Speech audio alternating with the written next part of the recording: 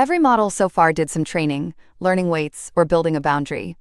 This next one is almost lazy. It does no real training at all. It just remembers every example and asks the neighbors. Here is our remembered data, red on one side, green on the other, a little tangled in the middle.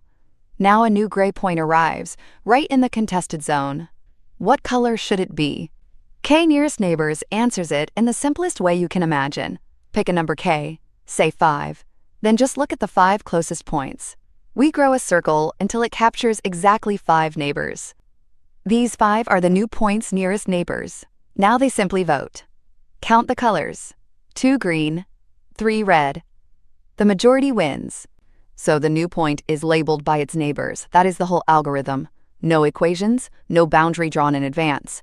Just who is near me and what are they. This is why we call it a lazy learner. When you train it, it does almost nothing. It just stores all the points and weights. All the real work happens later, at the moment you ask about a new point. The cost is just moved from training time to question time. The one real choice is that number K, and it matters a lot. If K is 1, the new point just copies its single closest neighbor. The boundary becomes jagged and jumpy, bending around every noisy point. That is overfitting. Make K larger, say 15, and many neighbors vote together. The boundary smooths out and ignores the noise, but push K too high and it gets so smooth, it blurs the real pattern. So we tune K, usually with a quick test, to land in the sweet spot. One quiet trap.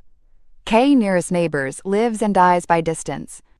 So if one feature runs from 0 to 100,000, like income, and another runs 0 to 100, like age, the big one completely hijacks the distance. Age would barely matter, so always scale your features first so everyone gets a fair say in who counts as a neighbor.